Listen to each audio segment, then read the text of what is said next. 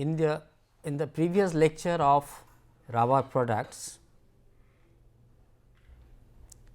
I was discussing about the different types of accelerators used for the vulcanization or cross linking of different rubbers, natural rubber or synthetic rubbers.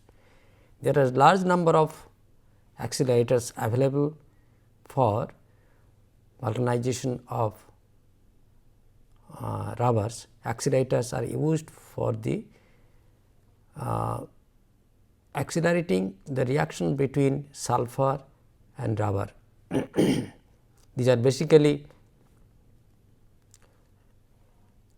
amine derivatives, and there are different classes of accelerators. Aldehyde amines, guanidines, thiazoles, sulfonamides, diethylcarbamates, thiourea sulfides, xanthates, thiocarboxyl sulfonamides. Now, their speed of reaction with sulfur in order to form cross-link bonds, sulfur cross-link bonds, they differ depending on their chemical formula, chemical structures, etc., and that is why there lies a proper selection of a suitable accelerator from this list of accelerators that is necessary. Someone is very fast accelerator, someone is slow accelerator, someone is medium fast accelerator, etc. Now, to tell about the accelerators once again little bit, we must say about the accelerator characteristics. We must know about the accelerator characteristics.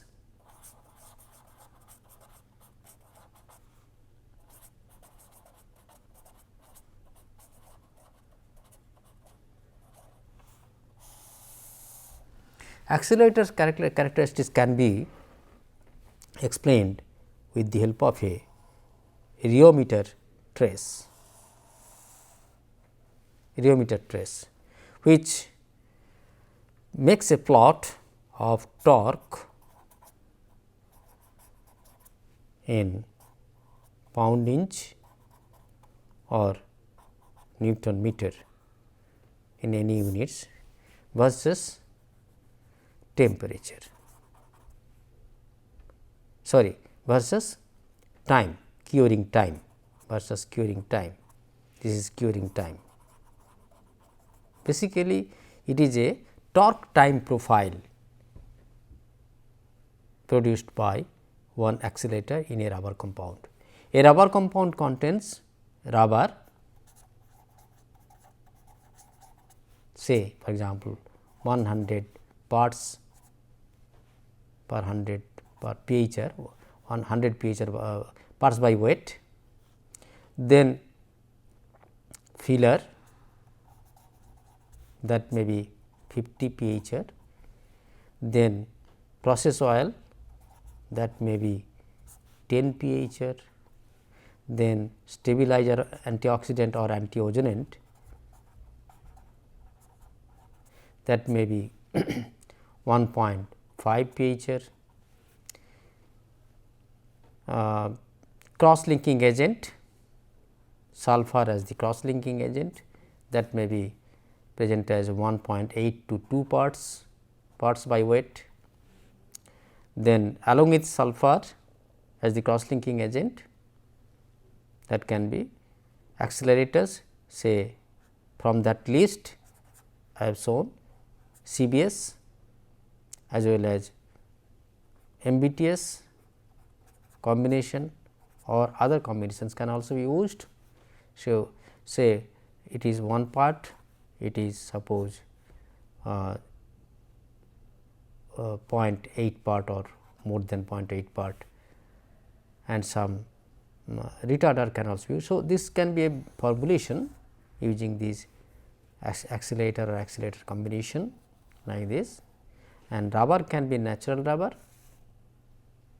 a combination of natural rubber with synthetic rubber is styrene-butadiene rubber, or natural rubber polybutadiene rubber, or SBR polybutadiene rubber. So, that depends on the type of product which is to be made. Anyway, I am showing you a general composition or formulation of a rubber product, in which the sulfur and accelerators are present. If this accelerator is present, that accelerator decomposes to form some intermediate chemical compounds, which form some complex with sulfur, that is known as sulfurating complex. That sulfurating complex produces some sulfur atom from the S8 ring of sulfur. That sulfur atom reacts with the diene rubber to form a crosslink bond. During such reaction, what happens? There will be intermolecular linkage between the linear polymer molecules through sulfur atoms like this, either disulfide or polysulfide SX or disulfide linkage, etc. So, that forms a 3-dimensional linkage through sulfur like this.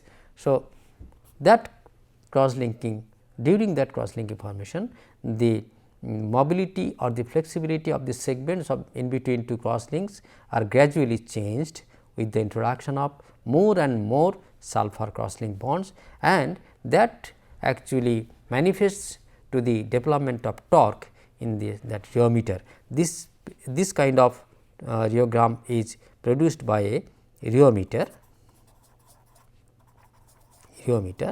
which contains a rotor which is connected to a motor, oscillating disc motor, oscillating rotation, oscillatory rotation is provided by that motor, that oscillates at 1 degree or 3 degree arc, and that rotor is placed in a cavity, and over the rotor that rubber compound is placed, and two platens of that cavity are closed, and that platens are have some heating arrangement at different temperatures. It is a temperature controlled heating arrangement. That temperature is maintained at a vulcanization temperature of 140 degree Celsius or 160 degree Celsius or even 150 degree Celsius as per the requirement. This temperature is maintained, and as soon as the rubber is placed, what happens? The rubber compound gets heated, and slowly what happens? That the viscosity or the torque decreases due to increase of temperature. Then it becomes parallel to the time axis for some time. Then this torque starts rising. This torque increase or rising torque that happens due to the introduction of these cross link bonds in the in between the rubber molecules, and ultimately it gives this kind of profile, torque profile with time at, say, for example, at say 140 degree Celsius temperature. Okay. Now, there can be another kind of curve which leads to this type of torque rising instead of becoming parallel to the x axis, time axis, or it can come down. These different cases can occur. This is known as a Cure profile or cross linking profile, and this is the characteristic of accelerator. Now, this characteristic of accelerator, basically these are scorch time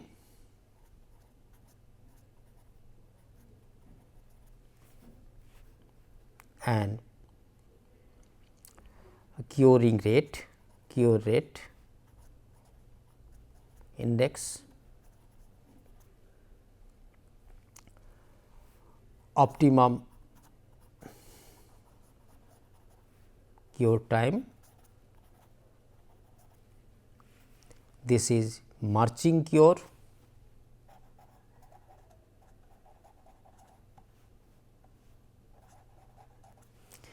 this is plateau,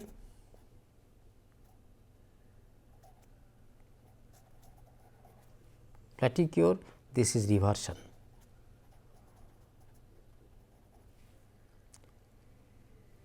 And let us see what is scorch time.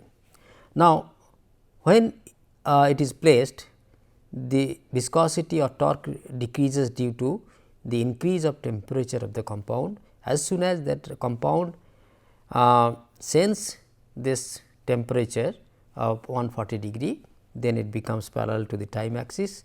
That means, there is no chemical change till this point. Beyond this point, some chemical change has started to occur and then torque starts rising. Means that compound is provided some restriction of mobility, that means, a torque it is oscillated, rotor is oscillated. So, that rotor experiences some opposing force towards its oscillation. That opposing force towards oscillation is contributed by introduction of these bonds. This starts here it is this introduction of such cross-link bond, sulfur intermolecular linkage bond formation starts at this point of time. Then slowly the number of these such bonds intermolecular bond formation increases and this torque goes rising this way. That means, the curing reaction or cross-linking reaction has started over here and it is increasing at this rate. This is the this slope of this curve is the cure rate. The slope of the cure rate can be obtained from the slope of this torque versus time. These two parameters, the ratio of these two parameters gives the cure rate index. Now, the time required, now this is the maximum cure for this particular plateau effect. If we say this is the maximum torque. Okay. So, time required to achieve 2% of the maximum torque, say T2 is known as scorch time. T2 is the scorch time required to achieve 2% of the maximum torque. Now, there can be T5 also, there can be T3, T4.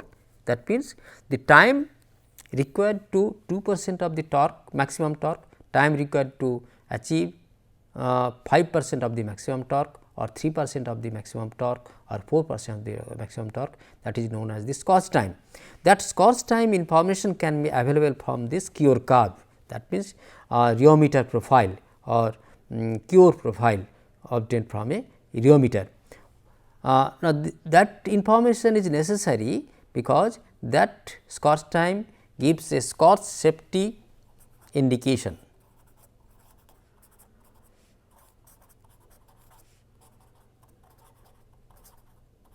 What is scorching? Scorching is premature,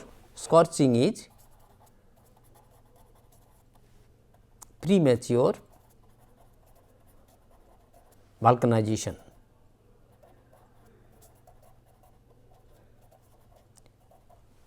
What is that premature vulcanization? Now, because this rubber compound is prepared by mixing with filler, stabilizer, process aids, other things and sulfur, accelerator, etc. Now, during compounding, the compound temperature rises to beyond 70-80 degrees Celsius. So, the compound should not start curing during such compounding. Not only that, after compounding, that rubber compound is used for fabrication of some so to give a shape of that product, say making a tire product or making a tube or making a profile. So, that passes through some machineries, say extruder machine or curing mold, curing press, etc. So, during that period, the compound should not start any premature cross linking. That means, the temperature rises. So, it should remain on cross link that at that temperature during processing and fabrication, that is known as scorching. If that reaction starts there during fabrication, that is known as scorching or premature vulcanization starts over there, that should be prevented. In order to get that information, the scorch time information is very much important. That means, at this high temperature of 150 or 160, this T2 value gives an indication that till 150 degrees Celsius, only if even if some reaction starts, only 2% of this maximum torque can 2% of the crosslink can occur, or 1% of the crosslink can occur, or no crosslink can occur. So, this T2, this say T2 can be over here, and optimum cure time is known as T90. That means, the time required to achieve 90% of maximum torque, 90% of maximum torque, say mH. T2, this optimum cure time, optimum cure time OCT, and scorch time T2. So, this is 90% of maximum torque, this is 2% of maximum torque mH. This is mH. Okay. So, this is one parameter, this is one of the accelerator characteristic, and the curve can be, this curve can rise this way, or this can also rise this way, this can also rise this way, this can also rise this way. So, these are known as the character. How it actually this rubber compound starts curing or continues curing, that is known as that is the characteristic of the accelerator. That means, whether there is delayed accelerator, whether there is slow accelerator, whether there is fast accelerator, whether there is Scorching accelerator, those things can be judged from this rheometer profile. If more information is required, the reader is referred to some special books on rubber technology, or vulcanization, or science and technology of rubber. Then after this accelerators, accelerator modifiers are also required in order to help the reaction between accelerator and sulfur.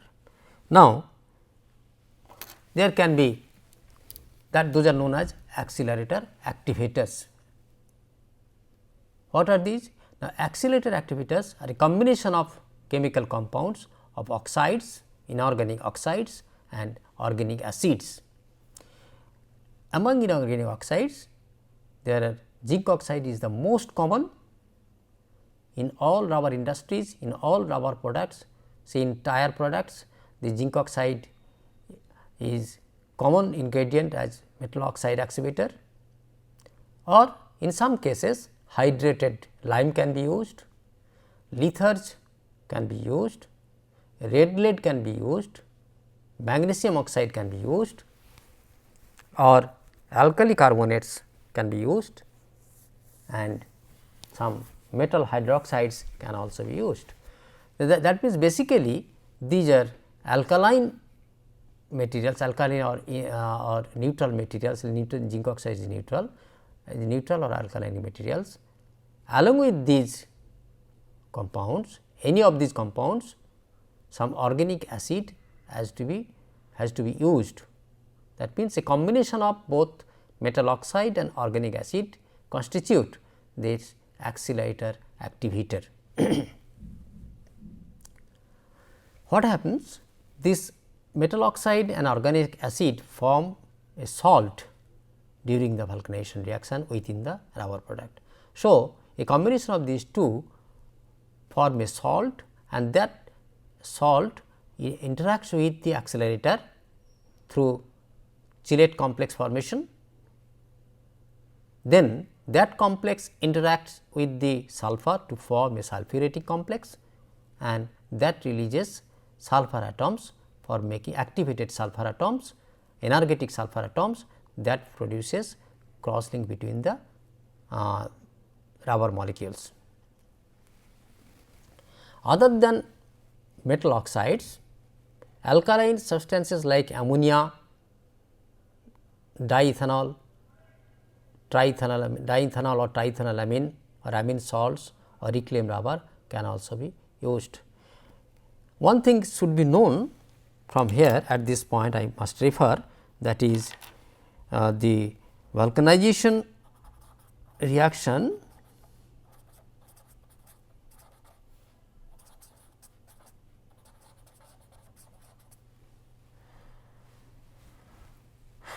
favorably occurs, is favorable at alkaline pH of the rubber compound.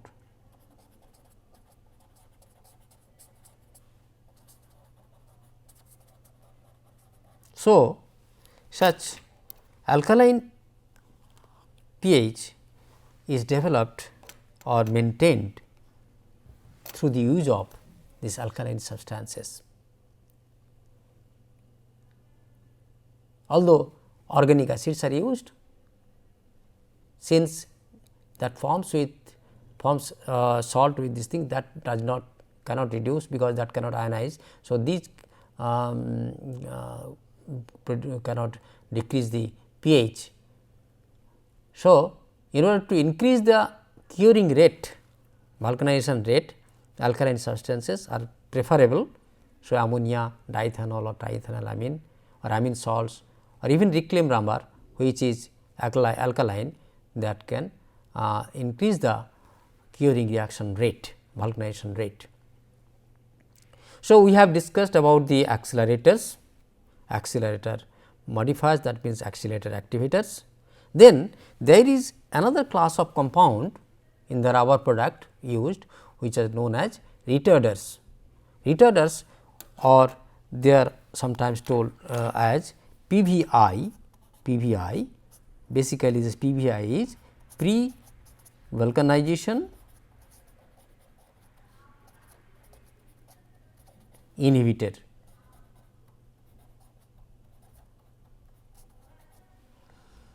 I was talking about the scorching reaction before final shaping and vulcanization.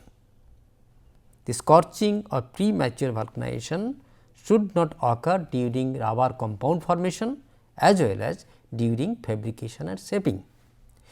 Now, in order to increase the productivity of a rubber product, sometimes high speed accelerators are used, means fast accelerators are used.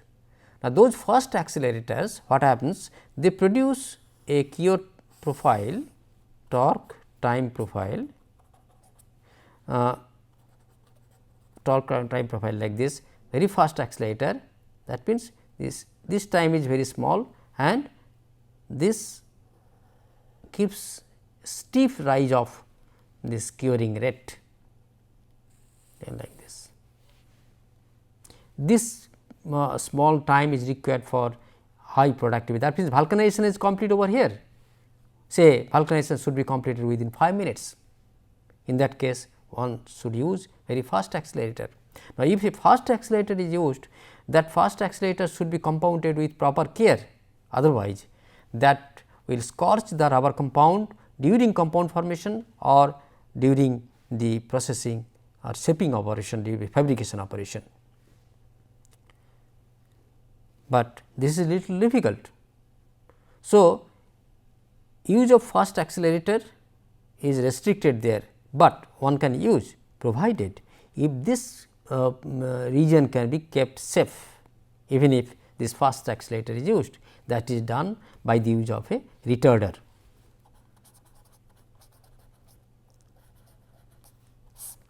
That means, during compound formation in a mixer, say internal Banbury mixer or open mill for proper mixing and dispersion of the ingredients, the accelerator and sulfur should not start reaction over there. That can be kept dormant, provided some retarder is used, by the use of some retarder.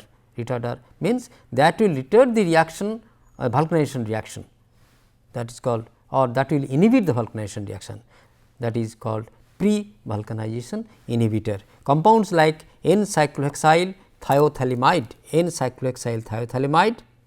or even phthalic anhydride, acidic in nature. I told you that acidic compound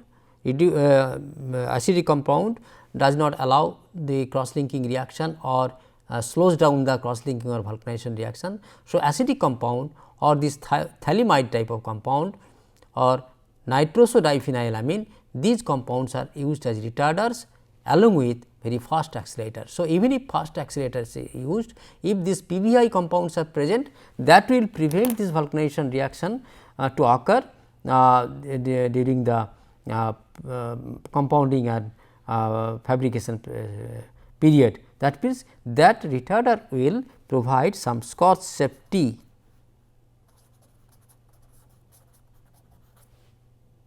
maintaining the high cure rate, high vulcanization rate. That means, this is maintained, but this can be delayed this way. So, instead of this curve, one can get this kind of curve, but if some PVI is used. So, if PVI is there, here is no PVI in this case, no PVI in this case, there is no PVI, in this case there is PVI. So, this kind of characteristics can be available if some pre-vulcanization inhibitor is used. Antidegradants. Now, after this pre-vulcanization inhibitors, I mentioned that stabilizers are used. The stabilizers say that can be antioxidant if the degrading agency is oxygen,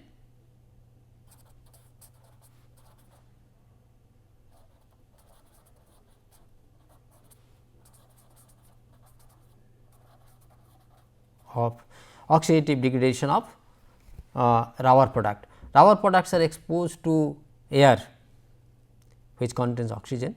So, slowly oxygen will degrade the product. So, that degradation should be prevented by some compound, by the presence of some compound, so that the life of the rubber product is prolonged. Those are known as antioxidants. Now, if the degrading agency is ozone, now there are certain regions on the earth surface, atmosphere contains ozone, higher ozone concentration. To prevent the product, rubber product from degradation by the presence of ozone in the air, in the atmosphere, that compound is known as anti-ozonant.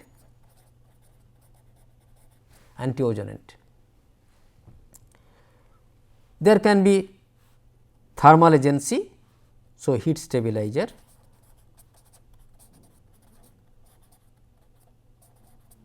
for thermal degradation. So, these are, in order to prevent the degradation by different agencies, stabilizers are used or anti-degradants are used. These are in effect called anti-degradants.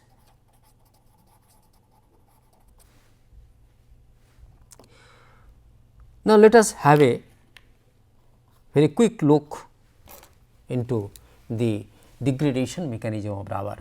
Now, RH represents a rubber hydrocarbon containing carbon-carbon linkage, containing unsaturation bonds, containing carbon hydrogen bonds.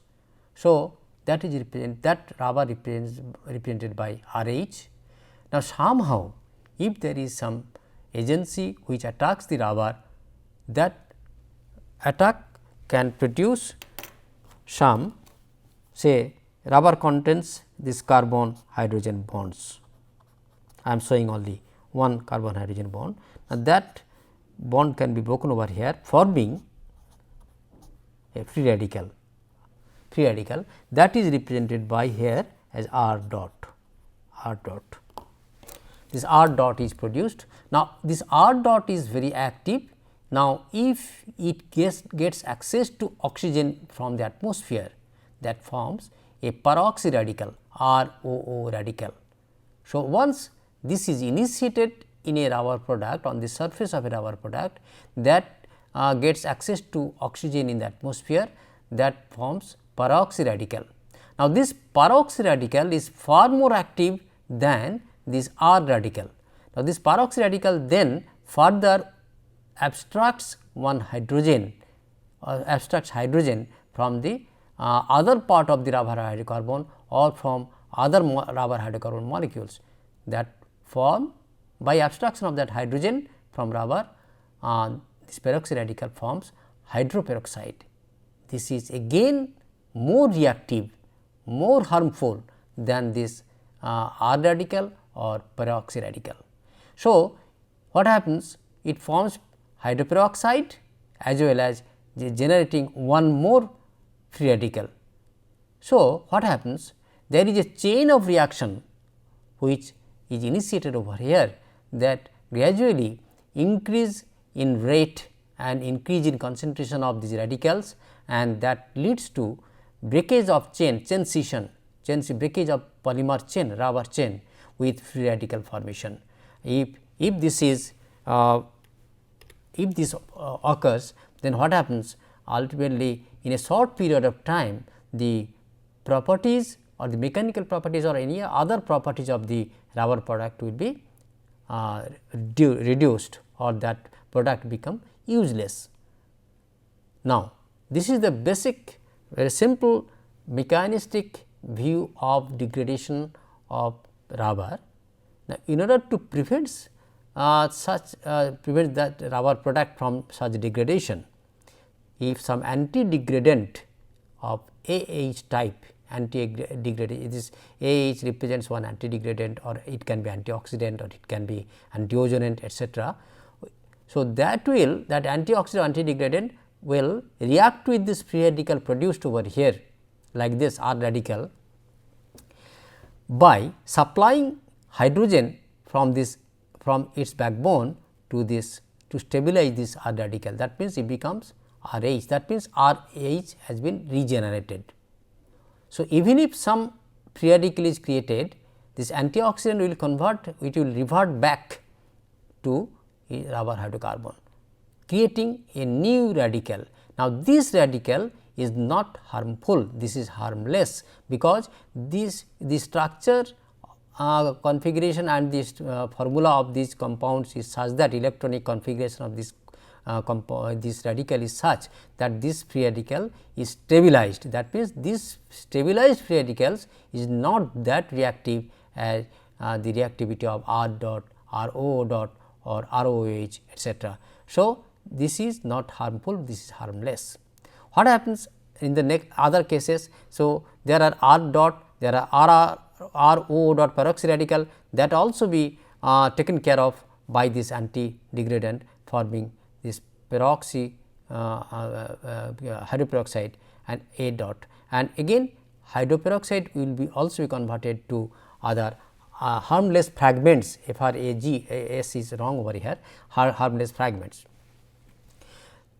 So, this is the basic mechanistic principle, mechanistic way how this anti-degradant functions. Antioxidants, examples of antioxidants are hindered phenols, means phenol is this, the formula of phenol is this, OH phenol. Now, if it can break over here forming free radical, that free radical will be stabilized with the aromatic phenyl ring. So, phenol is a good antioxidant or anti-degradant type of thing. Now, this is hindered, means this is connected to some bulky groups, bulky organic groups. So, that kind of phenol derivative is known as hindered phenols or amino phenol. That means, there can be some amino group, now having this amino group NH having lone pair. So, this can also prevent degradation by breaking of here, and when it is connected to some such type of phenyl ring. So, that will create stabilized radical.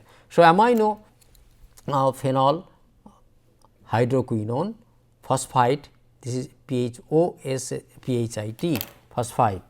phosphite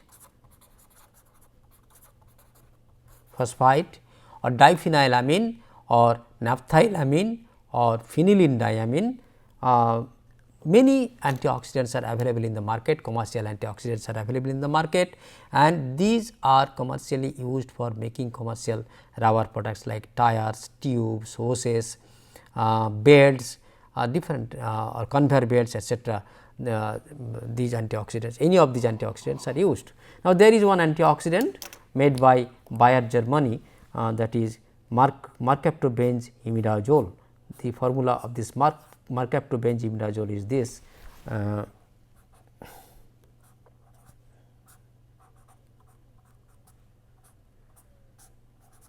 This is mercapto. This is a very good antioxidant as well as anti-ozonant, mark 2 MBI or Vulcanox MB. This is in other way it is known as MBI, mercaptobenz imidazole, or the company's name is Vulcanox MB, chemical name is mercaptobenz imidazole.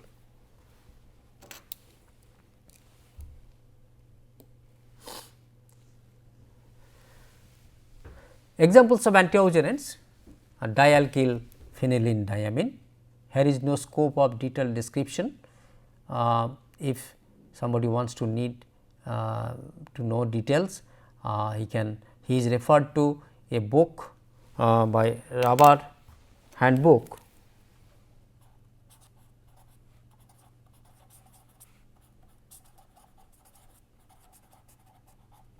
by W. Huffman,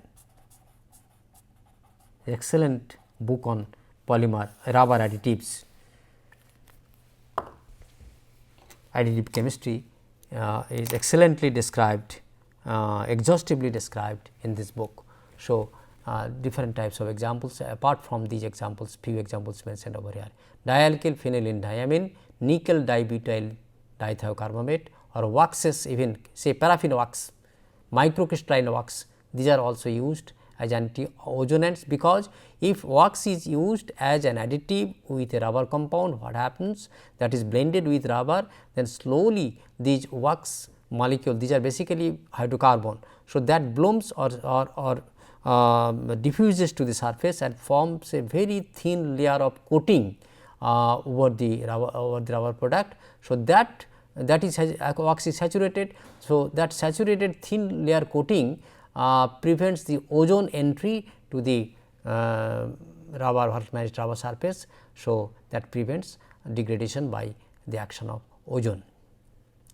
So, other than those additives, say processing aids, accelerators, cross-linking agents, accelerators, accelerator modifiers, and stabilizers, there are other miscellaneous additives which are also used for making rubber products.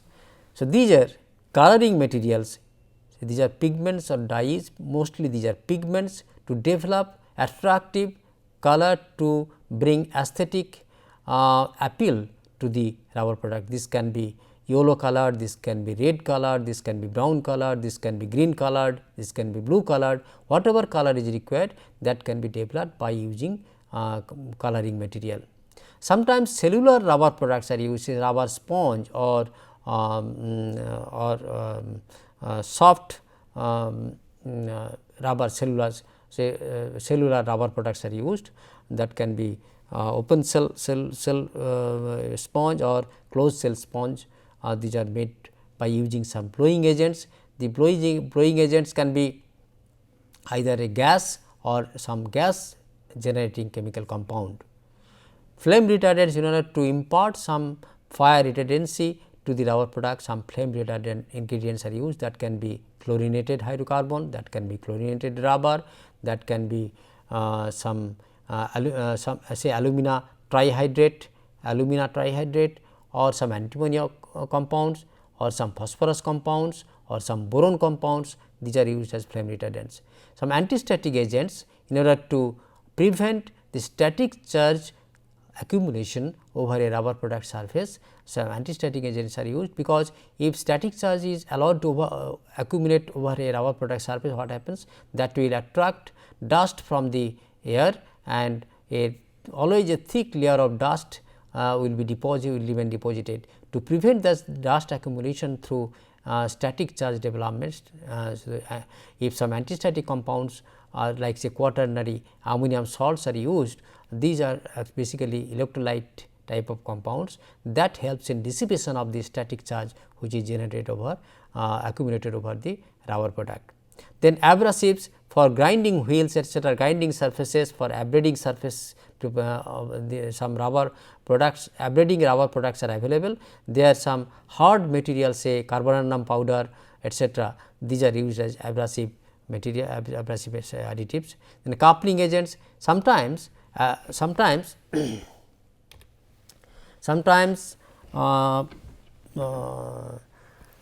this your silica fillers are used or inorganic fillers are used.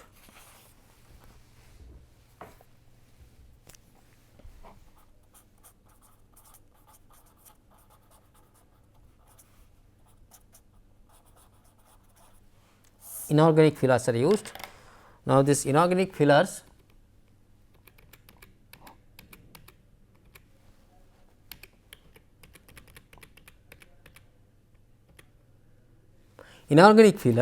say for example, silica filler. Now, this is not compatible with hydrocarbon rubber, whereas carbon black I discussed earlier, carbon black is very good miscible or compatible with these hydrocarbon rubbers. Now, this carbon black can be easily accommodated by rubber, and that there can be interaction between the carbon black particle and the rubber molecules, whereas silica filler cannot enter into interactive physical anchorage or chemical anchorage to the rubber polymer chain. In order to use this silica filler as filler, silica filler is a reinforcing filler provided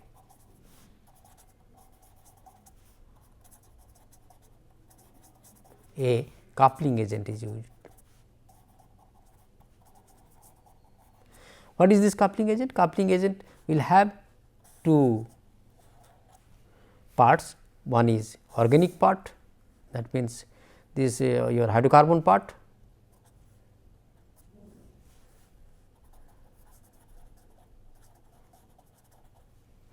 and this is a polar part, this is non-polar, this is polar. So, what will happen? This if such type of compound is used with, or this is used with along with silica filler, the silica particle will be covered by these molecules like this.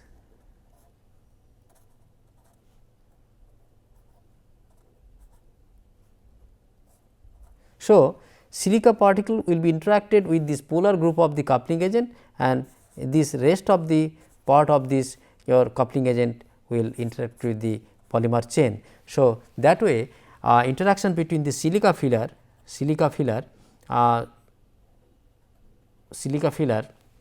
will be developed through this coupling agent. This is nothing but a mediator or marriage maker.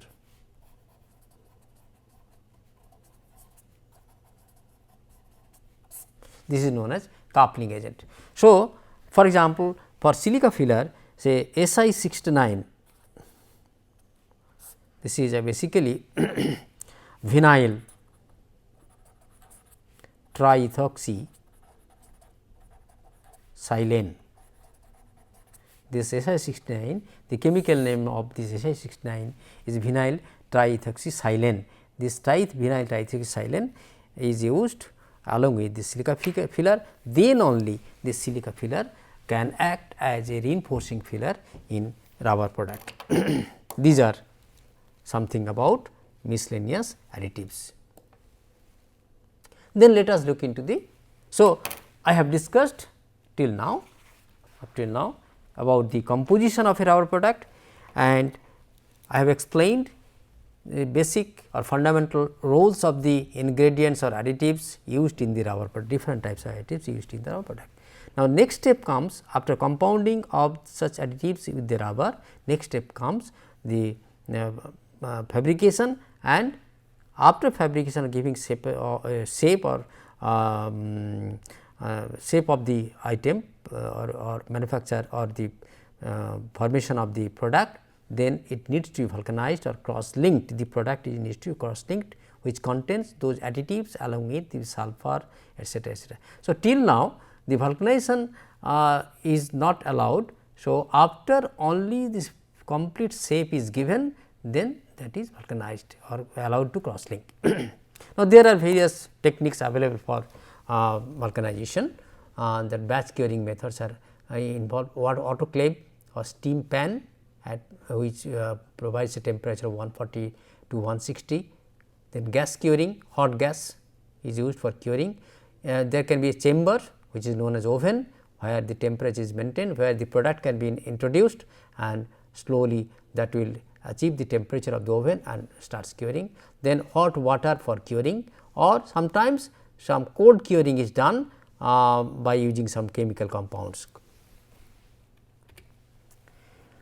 Then other than compression molding, say continuous vulcanization methods can be done, can be adopted. That means, product is being fabricated and continuously it enters into a system or device where the product is continuously vulcanized. Say for in case of cable, cable is made through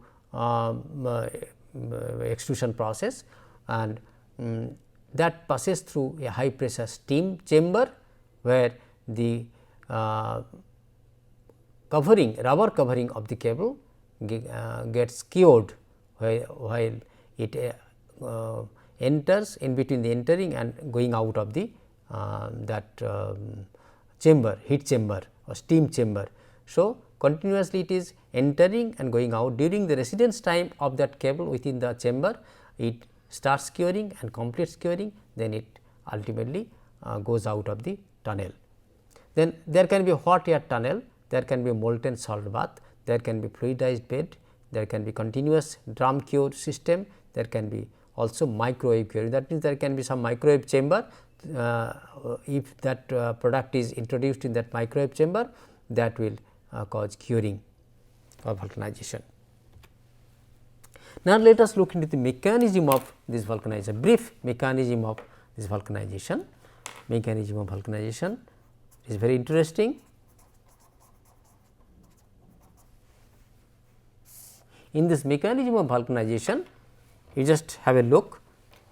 I described about the accelerators.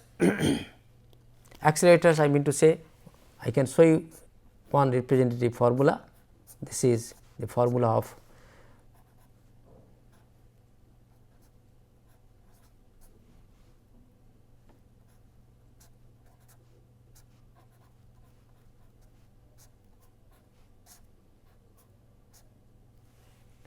the cyclohexyl ring.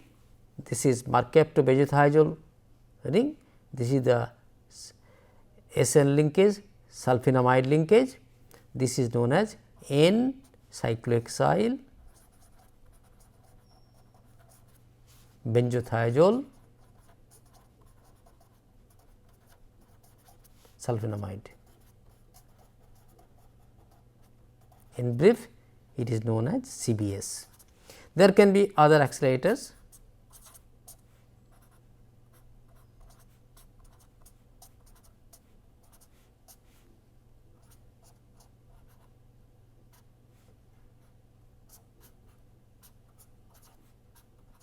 This is MBTS. There can be other accelerators.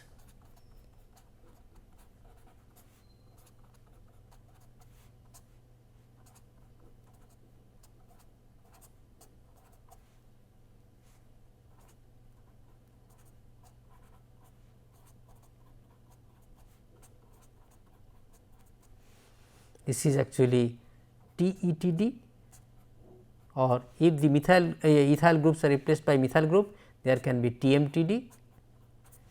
There can be another very good accelerator, that is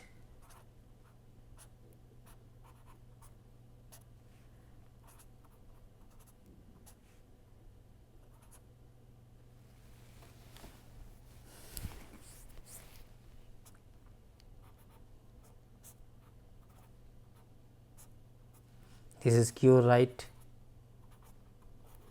18, this is thiocarbamyl sulfonamide,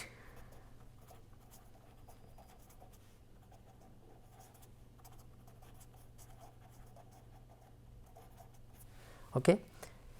Now, let us have a look into this mechanism. Now, accelerator here, this accelerator can be any of these compounds, Now, AC, here it is written AC, AC represents a part of this structure AC, this can be AC or this can be AC, this can also be AC, accelerator residue, this can be AC, this part can also be AC. Okay. So, this AC accelerator reacts with sulfur forming AC SXAC, this is known as monomeric polysulfide, and this monomeric polysulfide reacts with rubber molecule forming, that means this monomeric forming this sulfurated accelerated complex is attached to rubber forming a polymeric polysulfide, and when this polymeric polysulfide containing the sulfur and accelerator fragment interacts with rubber, that form a cross link bond SX, rubber to rubber.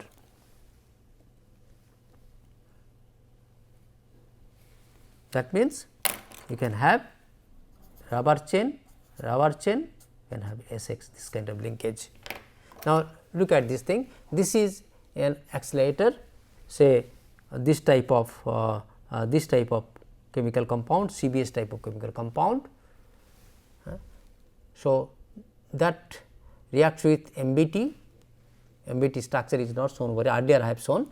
So, that reacts with MBT, after breaking over here it forms MBTS, and MBT is released over here, either this can come over here to form this MBTS reacts with sulfur S8 ring forming polysulfide, this polysulfide reacts with rubber to form this kind of linkage, this accelerator moiety, this is sulfur linkage, polysulfide linkage, this is polymer chain, and ultimately it reacts with another rubber molecule forming this type of cross link. This is rubber molecule, this is rubber molecule, these two rubber molecules are linked with SX. So, this is a cross linked vulcanizate releasing this MBT. Now, you just look into the network, 3-dimensional network which is supposed to be formed. Now, while before vulcanization rubber molecules can be viewed in this entangled or coiled configuration, it is an unvulcanized network you can say. Now, on reaction with sulfur accelerator and accelerator activator, all those things, what happens? The rubber molecules are interlinked through sulfur, as I showed you the mechanism in the previous 2-3 slides. So, these red dots are actually the cross link or vulcanization points or nodal points, where the sulfur has interlinked to rubber molecules. So, these are sulfur cross link sites. So, now the more is the number of these sites, more will be the cross link density, less the number of sites, less will be the cross link density. More is the cross link density, stiffer will be the rubber product, less the cross link density, softer will be the rubber product. So, this is basically known as vulcanized network. So, depending on the cross link density, the mechanical property of the vulcanized network will be dependent. Having such information, let us look into this. Let us look into the effect of such vulcanization or introduction of cross link bonds into the rubber products on the properties. Now, this shows a schematic variation of the vulcanization properties. So, those properties can be tensile strength, those properties can be hardness, those properties can be dynamic properties like fatigue properties, that can be modulus, so and so with the change in cross link density. Now, you see the static modulus, this tensile strength and modulus, all these things which are measured using a dumbbell specimen by applying tensile force, that is known as static test. Now, in this static state one can get static modulus as well as tensile strength as well as tear strength, etc.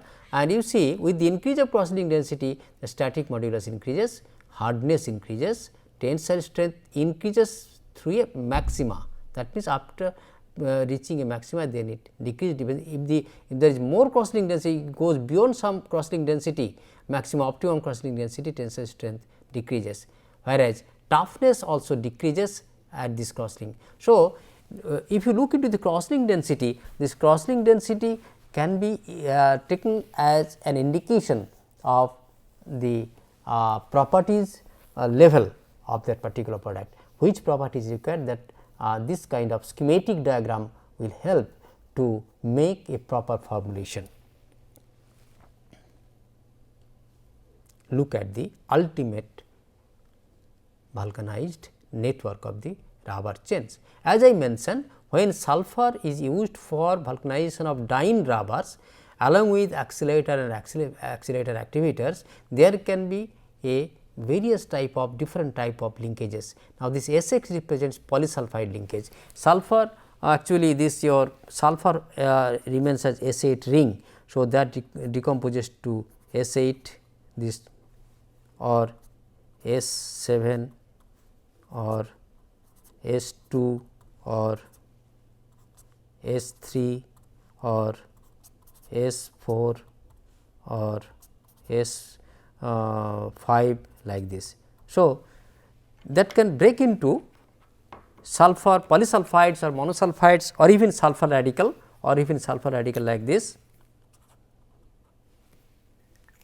that leads to form polysulfide, disulfide, monosulfide, some cyclic sulfide and cyclic monosulfide, cyclic polysulfide and some polysulfide accelerator complex.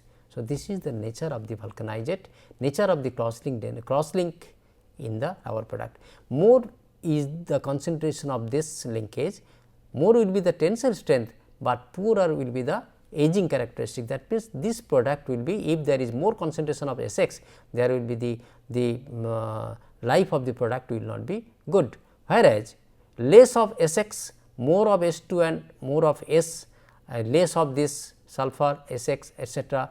So, that will be the excellent or efficient vulcanized network, because this cyclic sulfide SX or S or this kind of linkage that goes for wasteful utilization of sulfur, this is unrequired, this is to be avoided, whereas these two, presence of these two will be very efficient for making a stable as well as strong rubber product. Thank you very much.